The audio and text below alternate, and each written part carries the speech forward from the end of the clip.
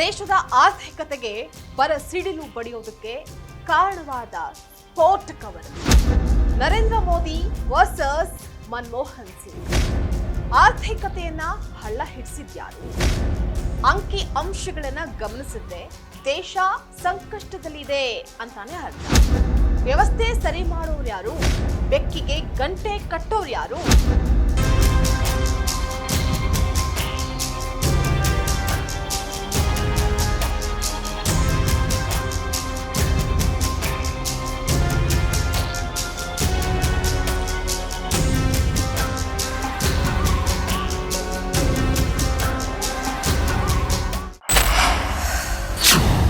Ladies and gentleman, ದೇಶದ ಆರ್ಥಿಕ ಪರಿಸ್ಥಿತಿಗೆ ಏನಾಗ್ತಾ ಇದೆ? ಮನಮೋಹನ್ ಸಿಂಗ್ ಪ್ರಧಾನಿಯಾಗಿದ್ದಾಗ ಹೇಗಿತ್ತು? ಮೋದಿ ಸಾಹೇಬ್ರು ಬಂದ ಮೇಲೆ ಹೀಗ್ಯಾಕಾಯ್ತು? ಅಷ್ಟಕ್ಕೂ ಅಂಕಿ ಅಂಶಗಳು ಏನ್ ಹೇಳಿದ್ವೆ? ಲೆಕ್ಕಾಚಾರ ಯಾಕೆ ಬುಡಮೇಲಾಯ್ತು? ಇದು ಮೋದಿಯವರ ಫೇಲ್ಯೂರಾ ಅಥವಾ ಮತ್ತೇನು? ವೆಲ್ಕಮ್ ಟು ಪಾಂಟೇಜ್ ವಿತ್ ನಿಶ್ಚಿತ. ಇದು ನೆಲ ಜಲ ಭಾಷೆಗಾಗಿ ಪ್ರಾಮಾಣಿಕ ಪತ್ರಿಕೋದ್ಯಮ.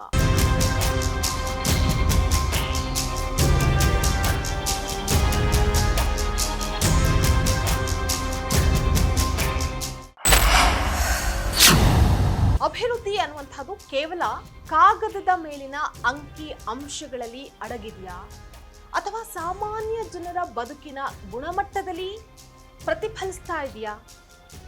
ಪ್ರಸ್ತುತ ಭಾರತದ ಆರ್ಥಿಕ ಪರಿಸ್ಥಿತಿಯನ್ನ ವಿಶ್ಲೇಷಣೆ ಮಾಡಿದಾಗ ದೇಶದ ಆರ್ಥಿಕ ಪ್ರಗತಿ ಮತ್ತು ವಾಸ್ತವಿಕ ಜೀವನದ ನಡುವೆ ಬೃಹತ್ ಕಂದಕ ಇರೋದು ಎದ್ದು ಕಾಣಿಸ್ತಾ ಇದೆ.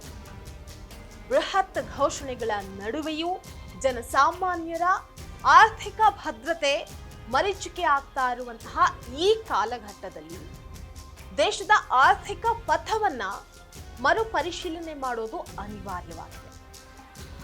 ಭಾರತದ ಆರ್ಥಿಕ ಇತಿಹಾಸದಲ್ಲಿ 2004ರಿಂದ 2014ರವರೆಗಿನ ಕಾಂಗ್ರೆಸ್ ನೇತೃತ್ವದ UPA ಅವಧಿಯು ಅತ್ಯಂತ ಸದೃಢವಾಗಿತ್ತು. ಜಾಗತಿಕ ಆರ್ಥಿಕ ಬಿಕ್ಕಟ್ಟಿನ ನಡುವೆಯೂ ಅಂದಿನ ವಿದೇಶಾಂಗ ಮತ್ತು ಆರ್ಥಿಕ ನೀತಿಗಳು ದೇಶವನ್ನ ಪ್ರಗತಿಯತ್ತ ಮುನ್ನಡೆಸಿದ್ವು. ಆದರೆ ಇವತ್ತು IMF ಅಂದಾಜಿಸಿರುವಂತಹ ಅಂಕಿ ಅಂಶಗಳು ದೇಶದ ಆರ್ಥಿಕ ವೇಗ ಕುಸಿತಾ ಇರೋದನ್ನ ಸ್ಪಷ್ಟಪಡಿಸ್ತಾ ಇದೆ.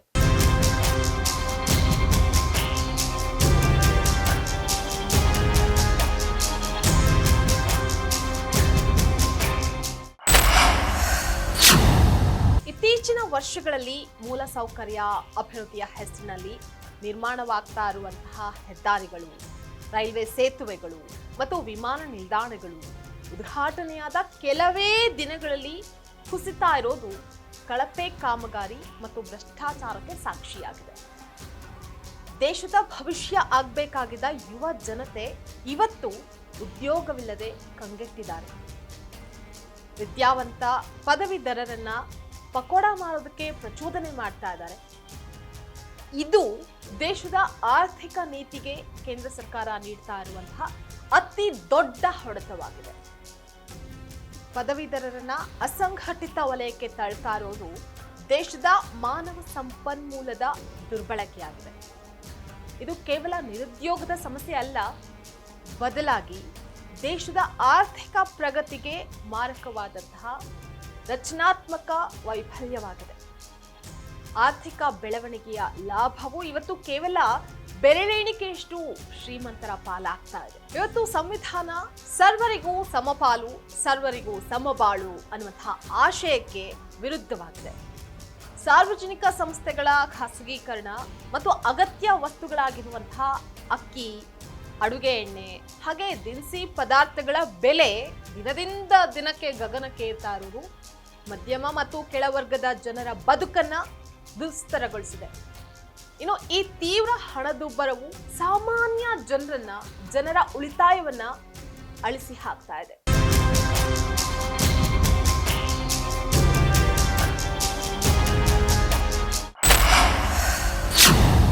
ರಾಷ್ಟ್ರೀಯ ಸರಾಸರಿಗಿಂತ ಕರ್ನಾಟಕದ ಆರ್ಥಿಕ ಪ್ರಗತಿಯು ಅತ್ಯಂತ ಆಶಾದಾಯಕವಾಗಿದೆ. ಕರ್ನಾಟಕದ ತಲಾ ಆದಾಯವು 2,04,605ರಷ್ಟಿದ್ರೆ ರಾಷ್ಟ್ರೀಯ ಸರಾಸರಿ ಆದಾಯವು ಕೇವಲ 1,14,710ರಷ್ಟಿದೆ. ಈ ಯಶಸ್ಸಿನ ಹಿಂದೆ ಸನ್ಮಾನ್ಯ ಸಿದ್ದರಾಮಯ್ಯ ಅವರ ಜನಪರ ಆಡಳಿತ ಮತ್ತು ಡಿ.ಕೆ. ಶಿವಕುಮಾರ್ ಅವರ ಸಂಘಟನಾ ಚಾತುರ್ಯದ ಸಮನ್ವಯ ಇದೆ. ರಾಜ್ಯ ಗ್ಯಾರಂಟಿ ಸರ್ಕಾರ 5 ಗ್ಯಾರಂಟಿ ಯೋಜನೆಗಳು ಕೇವಲ ಜನಪ್ರಿಯ ಯೋಜನೆಗಳಲ್ಲ, ಅವು ಆರ್ಥಿಕತೆಯ ಕೆಳ ಹಂತದಲ್ಲಿ ಕೊಳ್ಳುವಂತಹ ಶಕ್ತಿಯನ್ನ ಅಂದ್ರೆ ಪರ್ಚೇಸಿಂಗ್ ಪವರ್ ಅನ್ನ ಹೆಚ್ಚು ಮಾಡುವುದರ ಮೂಲಕ ಮಾರುಕಟ್ಟೆಯಲ್ಲಿ ಬೇಡಿಕೆಯನ್ನ ಸೃಷ್ಟಿ ಮಾಡುವಂತಹ ವೈಜ್ಞಾನಿಕ ಆರ್ಥಿಕ ತಂತ್ರಗಳಾಗಿದೆ. ಕರ್ನಾಟಕದ 5 ಮುಖ್ಯ ಗ್ಯಾರಂಟಿ ಯೋಜನೆಗಳು ಶಕ್ತಿ ಯೋಜನೆ, ಗೃಹ ಜ್ಯೋತಿ, ಗೃಹಲಕ್ಷ್ಮಿ, ಅನ್ನಭಾಗ್ಯ, ಯುವ ನಿಧಿ.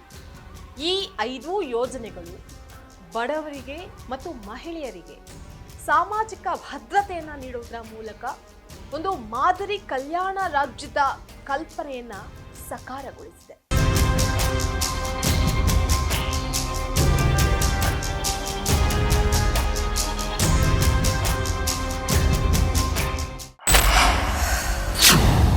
ಮುಂಬರುವ 2029ರ ಸಾರ್ವತ್ರಿಕ ಚುನಾವಣೆಯಲ್ಲಿ ಅಧಿಕಾರಕ್ಕೆ ಬರೋದಕ್ಕೆ ಕಾಂಗ್ರೆಸ್ ಪಕ್ಷವು ಕೇವಲ ಟೀಕೆಗೆ ಸೀಮಿತವಾಗದೆ ಸ್ಪಷ್ಟ ರಚನಾತ್ಮಕ ನಿರೂಪಣೆ ಅಂದ್ರೆ ಕನ್ಸ್ಟ್ರಕ್ಟಿವ್ ನರೇಟಿವ್ ಅನ್ನ ಜನರ ಮುಂದಿಡಬೇಕಾಗಿದೆ.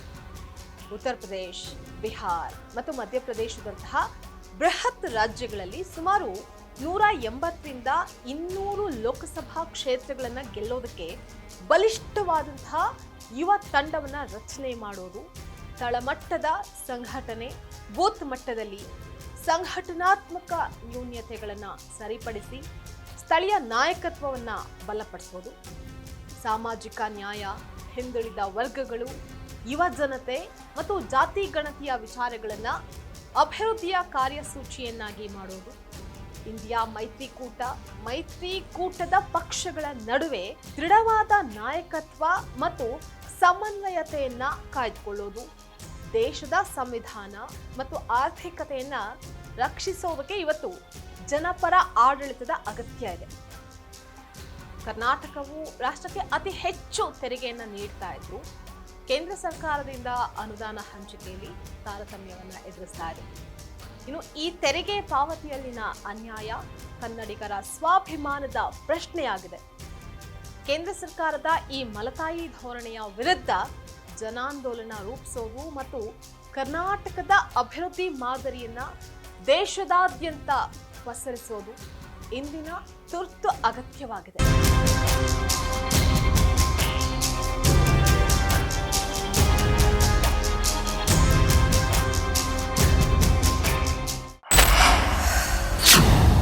ದೇಶದ ಭವಿಷ್ಯವು ಕೇವಲ ಅಂಕಿ ಅಂಶಗಳಲ್ಲಿ ಅಡಗಿದೆಯಾ ಅಥವಾ ಸಾಮಾನ್ಯ ಜನರಿನ ಬದುಕಿನ ಗುಣಮಟ್ಟದಲ್ಲಿದೆಯಾ?